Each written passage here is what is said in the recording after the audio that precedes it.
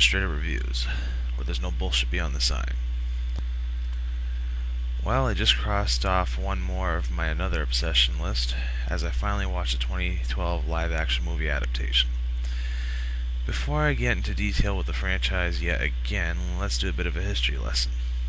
Over the years, there have been adaptations both in USA and Japan.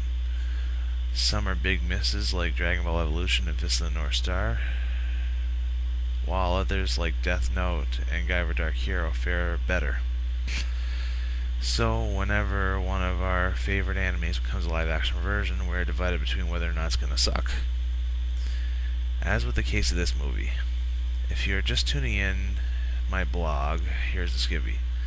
After watching the anime version of this franchise, I decided to make it my life's mission to read every single medium based off another, with the exception of the manga because it's pretty much the book version of the anime. So far, I have watched the anime, the episode 0 OVA, and now the movie. So all that's left is the novel that started it all, to which I will find and read one day. There will be spoilers. For those who haven't seen my previous reviews, here's the summary. The story takes place in 1998 in Yokohama, Japan, in which an incident 26 years prior sparked a calamity which causes the students of Class 3-3 of Yokohama High, as well as their family members, to die in what looks like mundane circumstances such as death, illness, and injury. Koichi Sakibara broke the class taboo unknowingly by talking to Mei Mizaki, an eye patch-wearing girl who others are treated like she doesn't exist. As the body count piles up, the two must work together to put an end to the curse once and for all. Now, much like any live-action adaptation, there are a few changes to fit in with the movie setting.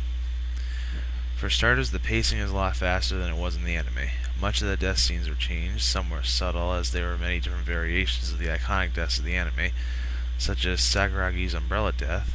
I'm surprised that she could still talk, let alone blame Koichi for the calamity when an umbrella point is sticking out of her throat.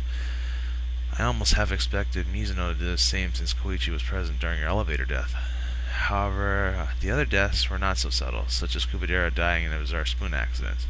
Ugh, just thinking about it makes me want to throw up. The body count also decreases. In comparison to the anime, which 21, not counting Fujioka, a live-action 1998 class had 9 that died, not counting the extra. Because of the pacing, certain plot elements were also changed. The students were also willing to tell Koichi about the consequences, but still keeping certain taboos a secret from him. Where's the 11th Doctor when you need him? He learned the story regarding the first calamity from his fellow students rather than Mayor Chibuki. Fujioka's role has been reduced to a brief where Koichi is questioning Nurse Mizuno regarding her death. Matsunaga's story is more severe than his anime counterpart, but you guys see that for yourself. Koichi's relationship regarding Reiko and Miss Mikami has been introduced earlier in the anime, and they also killed off Chibuki.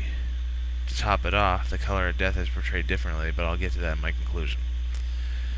The movie itself wasn't as bad as I expected it to be. I still think the anime is better, but the movie still continues to not only scare me, but come up with a few more surprises. Some differences have helped me see an alternative interpretation. Take Chibuki, for example. In the anime, he's portrayed as an atoning protector who just wants to keep as many people alive as possible, be it through useful info or his bare hands if he has to, while his movie counterpart is more of a suicidal Shyamalan-like wreck who believes his own death may atone for his role in the original calamity.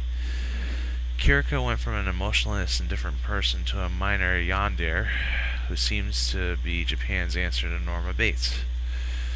Izumi and Mizuno's brother seem to combine with Kazumi, as Mizuno accuses Koichi of being the extra, whilst Izumi, while blaming Mei, is also going around killing suspected students. Last but not least is the color of death. Rather than in the anime, which is portrayed as sort of a multicolored glow-like aura surrounding both the dead and the dying, this version makes it look like a black reflective ooze that pours out of those that just died, surrounds the already dead. As if that wasn't enough, it's also portrayed as trying to devour those who are about to die, such as Chibuki in A Close Call with Koichi. This gives me the impression that death is, at least in this universe, a man-eating monster that marks and eats its kill. The ending is somewhat similar to the anime, but with a hint that there's a reason why the dead keep coming back to the Class 3 each year, which is a direct contrast to the anime, which takes the Romero approach and treats both the deaths and the extras coming back as a force of nature.